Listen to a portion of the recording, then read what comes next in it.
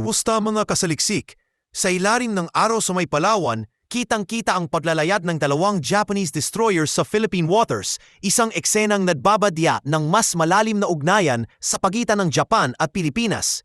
It's not just a visit, it's a message. Ayon sa isang senior officer mula sa Philippine Navy, ang mensaheng ito ay malinaw. Ito ay hindi lang tungkol sa pagpapakita ng goodwill, kundi isang matatag na pahayag ng deterrence laban sa mga nangyayaring panggigipit sa South China Sea. Ang mga kilos ng Japan sa pamamagitan ng Maritime Self-Defense Force o JNSDF ay nagtatakda ng bagong direksyon sa kanilang papel sa rehiyong matagal nang binabalot ng tensyon. Sa nagdaang taon, pinalakas ng Japan ang kanilang defense engagement sa Pilipinas, mula sa naval deployments hanggang sa high-level security talks. Kumataas ang antas ng pagtutulungan ng dalawang bansa, hindi na ipolimitado sa mga courtesy visit o joint exercises para lamang sa pagpapalakas ng relasyon. Rayon, nagiging sentro na ito ng regional defense cooperation na nagpapakita ng seryosong intensyon ng parehong bansa na patatagin ang kanulang depensa laban sa lumalawak na impluensya ng China. Kamakailan, nag-alok ang Japan ng advanced warships sa Pilipinas, isang makasaysayang hakbang para sa isang bansa na halos 80 taon nang nakatali sa isang pacifist constitution. Malaking bahagi ng partnership na ito ay ang suporta ng Japan sa modernisasyon ng Armed Forces of the Philippines, partikular ng Philippine Navy. Kabilang dito ang upgraded naval platforms, intelligence sharing, at pagsasaalang-alang sa hinaharap na pag-access ng Japanese forces sa Philippine bases. Ito ay napakahalagang tulong para sa isang hukbong dagat na historically underfunded. Ang modernisasyon ng AFP ay hindi lamang teknikal, ito rin ay simboliko.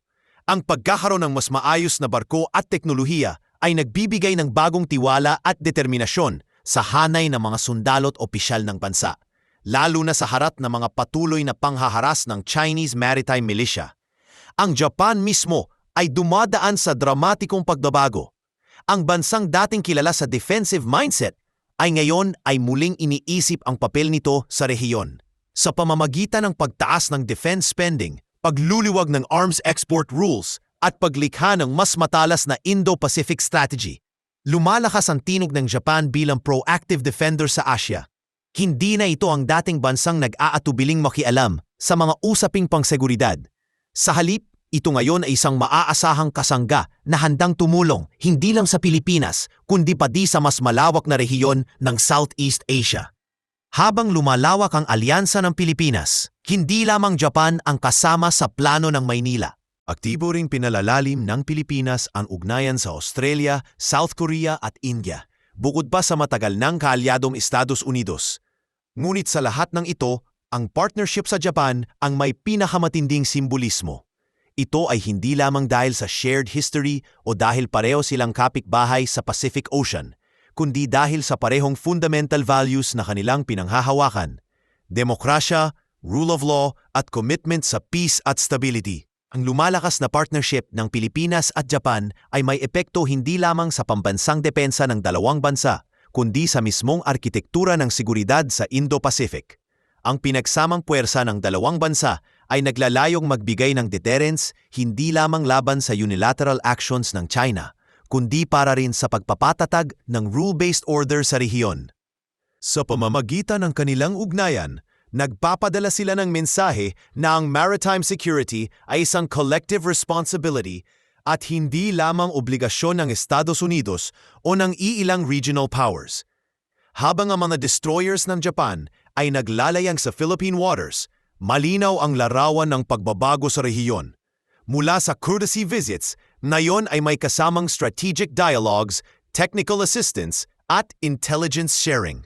Nagbibigay daan ito para sa posibleng future access agreements sa Philippine bases, isang bagay na hindi iisipin noong mga nakaraang dekada. Para sa Pilipinas, ito ay isang pambihirang pagkakataon na itaas ang antas ng kakayahan ng kanilang hukbong dagat.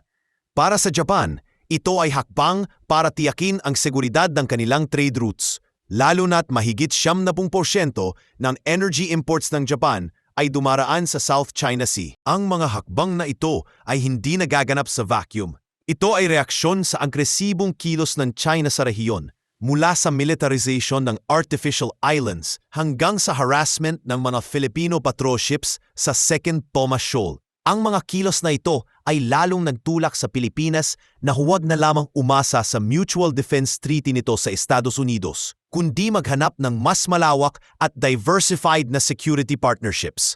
Ang desisyong ito ay hindi lamang taktikal, kundi isa ring stratehikong pagbabalik tanaw sa pangangailangan ng bansa para sa mas matatag na seguridad sa harap ng lumalawak na regional power competition. Ang partnership na nabubuo sa pagitan ng Pilipinas at Japan ay may potensyal na maging template para sa ibang Southeast Asian nations. Ang mga bansang tulad ng Vietnam, Indonesia at Malaysia na pawang may mga maritime disputes laban sa China ay maaaring tumingin sa modelong ito bilang paraan para patatagin ang kanilang sariling depensa nang hindi kailangang pumasok sa diretsyong konfrontasyon sa pagitan ng Estados Unidos at China. Sa ganitong paraan, hindi lamang bilateral ang halaga ng Japan-Philippines partnership, kundi may regional significance din ito. Sa dulo, ang ugnayan ng Japan at Pilipinas ay sumasalamin sa mas malaking tanong: paano matitiyak ng maliliit at medium-sized na bansa sa Asia ang kanilang kalayaan at seguridad sa gitna ng tumitinding kompetisyon sa rehiyon? Ang kasagutan ay maaaring nakasalalay sa pagpapatatag ng mga ganitong partnership. Mga ugnayang hindi lamang nakabase sa kasaysayan o convenience, kundi sa shared interests at pangmatagalang pangarap para sa isang maayos, ligtas at maunlad na Indo-Pacific. Habang lumalakas ang partnership sa pagitan ng Japan at Pilipinas, hindi maikakailan na umaalingaw ang ag-aalala mula sa Beijing. Tinawag ng tagapagsalita ng Ministry of Foreign Affairs ng China ang alyansang ito bilang isang provocation under the guise of partnership, kasabay ng pagdaong ng Japanese destroyers sa Subic Bay. Para sa Beijing, hindi lamang ito isang usapin ng diplomasya, kundi isa ring banta sa kanilang matagal ng pagsusumikap na palawakin ang impluensya sa South China Sea. Sa ilalim ng lumalalim na alyansa ng Tokyo at Maynila, lumalabas ang posibilidad ng mas matinding tensyon at mga hakbang mula sa China na maaaring lumampas sa simpleng diplomatikong protesta. Ilang ulit na sa nakaraan, ang China ay nagpakita ng kaayahan at kagustuhan na ipakita ang kanilang galit sa pamamagitan ng military muscle flexing. Hindi lamang ito sa anyo ng pagsumon sa mga ambasador o pagbibigay ng matitinding pahayag. Sa mga nagdaang taon, nakita na ang mga Chinese naval at Coast Guard vessels na nagpapakita ng lakas sa pamamagitan ng live fire drills, intensified patrols at aggressive shadowing ng mga banyagang barko na naglalayag sa pinagtatalunang karagatan. Ang presensya ng Japan sa Philippine waters, kapag naging regular o sustained, ay maaaring mag-udyok sa Beijing na magpakita rin ng puwersa, isang sitwasyong nagbubukas ng pinto para sa aksidenteng banggaan o miscalculation sa dagat. Lumalawak rin ang usapin sa rehiyon ukol sa posibilidad ng localized arms race sa pagtaas ng military spending ng maraming bansa sa Southeast Asia, kasabay ng pagtaas ng tensyon sa maritime domain, nagiging mas mahirap panatilihin ang tinatawag na strategic stability. Ang mga missile drills, Coast Guard standoffs at military exercises ay hindi lamang para sa pagpapakita ng lakas. Madalas, ito ay nagreresulta sa hindi inaasahang engkwentro na maaaring magdulot ng malawakang epekto. Lalo na sa South China Sea, kung saan may overlapping claims, tumaas ang posibilidad ng close encounters na maaaring mauwi sa insidente. Ang pagkakaroon ng mas maraming barko, eroplano at tauhan sa parehong lugar ay nagpapataas ng risk ng aksidente. Hindi lang militar ang nasa alanganin sa ganitong tensyon. Ang mga epekto sa ekonomiya at kalakalan ay maaaring maging malawak at malalim. Halimbawa, kung magkaroon ng blockade o kahit isang maliit na clash, ang global supply chains ay maaapektuhan.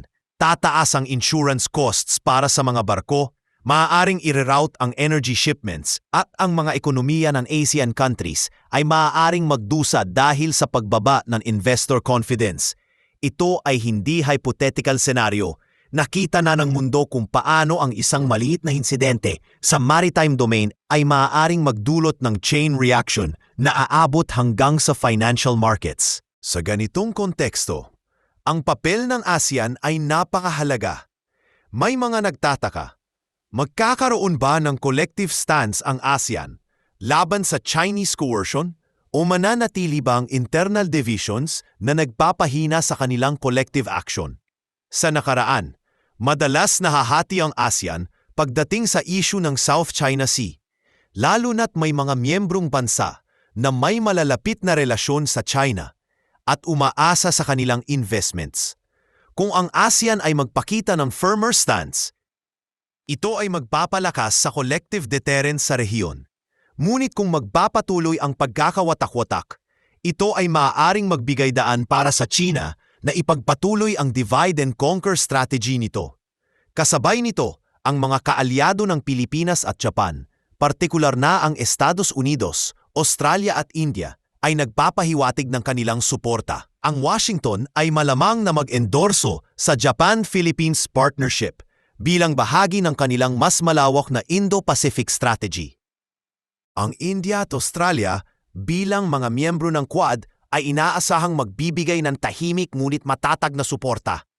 Gayunpaman, sa kabila ng mga suporta at pahayag, ang international law, kabilang ang 2016 Hague Tribunal ruling at UNCLOS, ay nananatiling paper shield kung walang enforcement mechanisms. Habang patuloy na nire-recalibrate ng China ang kanilang sagot sa lumalalim na alyansa ng Japan at Pilipinas. Ang buong rehiyon ay tila naghihintay ng susunod na hakbang, nahahati sa pagitan ng great power rivalry at ang pangangailangan para sa strategic stability. Sa gitna ng mga ito, ramdam sa loob ng Pilipinas ang kombinasyon ng pag-aalala at determinasyon. Isang Philippine Coast Guard officer ang nagsabi sa isang tense na engkwentro malapit sa Ayungin Shoal, "They're testing our patience every week now," at pagkatapos ay nagdagdag, "But we're not isolated anymore." Ang mga salitang ito ay sumasalamin sa pagbabago ng pananaw sa Maynila. Hindi na lamang umaasang bansa sa Mutual Defense Treaty nito sa Estados Unidos. Aktibong pinapalawak ng Pilipinas ang kanilang security relationships upang magpatibay ng sariling kakayahan sa harap ng banta ng agresyon. Habang nagpapatuloy ang mga diplomatic na maneuver at military posturing, ang tanong ay nananatili. Hanggang saan hahantong ang lahat ng ito? Ang South China Sea ay matagal ng geopolitical fault line, ngunit sa ilalim ng bagong dynamics na ito, nagiging mas komplikado ang sitwasyon. Ang mga diplomatic podiums ay maaaring magsilbing entablado para sa mga makukulay na pahayag, ngunit sa likod nito, ang mga backroom negotiations at military movements ay nagtatakda ng tunay na direksyon ng rehiyon. Ang posibilidad ng miscalculation sa dagat ay totoo at hindi maaaring maliitin, lalo na sa kawalan ng robust conflict de-escalation mechanisms. Sa kabila ng mga pangamba, may ilan ding naniniwala na ang lumalalim na partnership sa pagitan ng Japan at Pilipinas ay maaaring magsilbing balanse sa rehiyon. Ang ideya ng deterrence ay nakabatay sa prinsipyo na kung tataas ang cost ng agresyon, bababa ang insentibo para sa provocation. Sa pamamagitan ng joint patrols, freedom of navigation operations, at capacity building initiatives, may pag-asang mapanatili ang rules-based order sa rehiyon. Ngunit para sa marami, nananatiling bukas ang tanong kung ito ba ay magdudulot ng katatagan o kung ito ay magiging spark para sa susunod na regional crisis. Sa puntong ito, ang South China Sea ay higit pa sa isang simpleng maritime dispute. Ito ay naging chessboard ng mga kapangyarihan at bawat galaw ng piyesa ay may dalang panganib at oportunidad. Sa bawat Japanese destroyer na naglalayag sa karagatan ng Pilipinas, sa bawat protestang ipinapadala ng Beijing, at sa bawat diplomatic statement mula sa Washington, Australia o India, malinaw na ang laban para sa kalayaan sa paglalayag at regional stability ay patuloy na umiinit. Ang tanong na kailangang pag-isipan ng bawat bansa, saan magtatapos ang larong ito at sino ang makikinabang sa huli? Habang lalong lumalalim ang ugnayan sa pagitan ng Japan at Pilipinas, hindi maiwasang tingnan na mamatagamasid ang mga posibleng direksyon ng alyansang ito sa susunod na 2 hanggang 5 taon.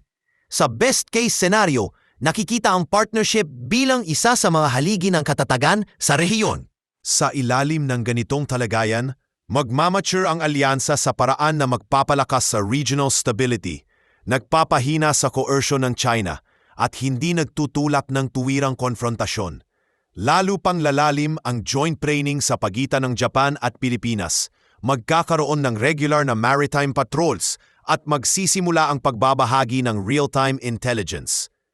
Unti-unti ring makikita ang ibang bansang miyembro ng ASEAN na makikilahok sa pamamagitan ng mga mini-framework. Nagtatayo ng isang flexible ngunit matatag na counterweight sa presyon ng China. Sa best case na ito, susuportahan ng Estados Unidos ang alyansa sa pamamagitan ng logistical support, surveillance assets at strategic diplomacy. Ito ay magbabawas sa pasanin ng bawat kaalyado at magbibigay ng mas integrated na approach sa seguridad sa Indo-Pacific. Ang ganitong senaryo ay magpapakita na posible para sa mga bansang may maliliit at katamtamang laki ng military capabilities na makahanap ng paraan para palakasin ang kanilang resilience nang hindi tuwiran napapasama sa US-China rivalry. Subalit, sa kabilang dulo ng spectrum, ang worst-case scenario ay nangangahulugan ng pagputok ng tensyon tungo sa localized conflict. Maaaring magsimula ito sa naval standoff, isang aksidenteng banggaan, blockade o kahit isang live fire incident sa South China Sea. Kapag nangyari ito, mataas ang posibilidad na madamay hindi lamang ang Japanese at Philippine forces, kundi pati na rin ang Estados Unidos. Magkakaroon ng pressure sa ASEAN at posibleng mahati ito, kung saan ang ilang bansa ay papanig sa China habang ang iba ay mananatiling tahimik. Ang China, sa ganitong sitwasyon, ay maaaring magpatindi ng kanilang divide and conquer diplomacy. Pinapalala ang internal division sa loob ng ASEAN at pinahihina ang anumang regional consensus. Sa puntong ito, magiging frontline state ang Pilipinas sa isang mas malawak na strategic standoff. Gayunman, para sa karamihan ng mga analysts, ang most likely scenario ay isang tense ngunit managed equilibrium. Makikita rito ang Japan na dahan-dahang pinapalawak ang papel nito sa ASEAN, nag-aalok ng training, kagamitan at diplomatic support, ngunit iniiwasan ang direktang military entanglement. Patuloy namang palalawakin ng Pilipinas ang kanilang mga relasyon sa iba pang security partners tulad ng Estados Unidos, Australia, South Korea at India. Lumilikha ng isang multi-pronged na security approach na nagbibigay ng flexibility at resilience sa harap ng presyon mula sa Beijing. Mahalagang bahagi ng pangmatagalang epekto ng partnership na ito ang Official Security Assistance o OSA ng Japan. Bilang kauna-unahang recipient ng OSA, nakakuha ang Pilipinas ng makabuluhang upgrade sa kanilang security agencies, partikular sa Department of National Defense. Bagaman 3 taon pa lamang ang OSA, nagbunga na ito ng mga modernisasyon sa surveillance, shipbuilding at training, mga aspekto na dati ay malayo sa abot kamay ng Philippine Defense Sector. Dagdag pa rito, sinimulan na rin ang negosasyon sa acquisition and cross-servicing agreement sa pagitan ng dalawang bansa na magbibigay daan sa mas mabilis na logistical cooperation. Sa gitna ng mga hamong ito, hindi rin nakakaligtaan ng Japan ang domestic at historical sensitivities. Sa loob ng bansa, may mga sektor ng publiko na nag-aalangan sa military engagements sa labas ng kanilang borders, lalo na't sariwa pa sa collective memory ang mga alaala ng World War II. Ngunit sa ilalim ng revised national security strategy ng Japan, itinuturing na mahalaga ang mas malalim na regional engagement. Ang South China Sea ay kritikal sa Japan, lalo na't higit sa 70% ng kanilang energy imports ay dumaraan dito. Ang pagsuporta sa Pilipinas ay hindi lamang simboliko. Ito ay strategic buffer laban sa Chinese expansionism at nagsisilbing tulay patungo sa mas malawak na engagement sa ASEAN. Kapansin-pansin din ang posibilidad na tularan ng ibang bansa ang Japan-Philippines model. Ang Vietnam, Indonesia at Malaysia ay pawang may mga unresolved maritime issues laban sa China. Para sa mga bansang ito, ang tagumpay ng partnership ng Maynila at Tokyo ay maaaring magsilbing blueprint kung paano maaaring patatagin ng mga small and medium powers ang kanilang depensa at diplomatikong posisyon nang hindi tuwirang nalulubog sa polarizing dynamics ng US-China competition. Agitna ng paghubog ng ganitong alyansa, nakasalalay sa tanong kung ito ba ay magdadala ng katatagan o lalo pang magpapabilis ng militarisasyon sa rehiyon. Sa pananaw ng mga proponents, ang logic ng deterrence ay nagsasabing kapag tumaas ang cost ng agresyon, bababa ang incentive para sa provokasyon. Ang Freedom of Navigation Operations, Joint Patrols at Capacity Building Initiatives ay nakikita bilang mga paraan para mapanatili ang rules-based order at maiwasan ang dominasyon ng isang kapangyarihan sa regional waters. Ngunit malinaw ring nakikita ng mga kritiko ang storm scenario. Habang dumarami ang military assets sa South China Sea, tumataas ang posibilidad ng aksidenteng banggaan. Ang mga Chinese warships na sumusunod sa mga Japanese vessels, ang mas madalas na missile drills at ang close encounters sa pagitan ng mga Coast Guard ay nagbibigay daan para sa mga miscalculation na maaaring magdulot ng krisis. Hindi tulad ng Cold War, kulang sa rehiyon ang mga robust conflict de-escalation mechanisms, kaya't mas mataas ang risk ngayon. Habang maaaring maprotektahan ng mas matibay na deterrence ang shipping routes sa malapit na panahon, anumang malubhang escalation gaya ng blockade o kinetic clash ay magdudulot ng domino effect sa global supply chains. Tataas ang insurance costs, maaantala ang energy shipments at maaaring umatras ang mga mamumuhunan mula sa ASEAN economies. Sa pagtatapos, nakikita ang potensyal ng Japan-Philippines Partnership bilang pundasyon ng isang bagong Indo-Pacific security architecture. Hindi ito kailangang maging formal alliance tulad ng NATO. Sa halip, maaari itong maging flexible, issue-driven coalition na pinapanday sa pamamagitan ng maritime security, pagpapatupad ng international law, at coordinated deterrence laban sa China. Habang binibigyang kahulugan pa ng rehiyon kung paano nito haharapin ang lumalaking geopolitical competition, malinaw na ang mga hakbang na ginagawa ng Japan at Pilipinas ngayon ay mag-iiwan ng marka hindi lamang para sa dalawang bansa, kundi para sa buong Indo-Pacific.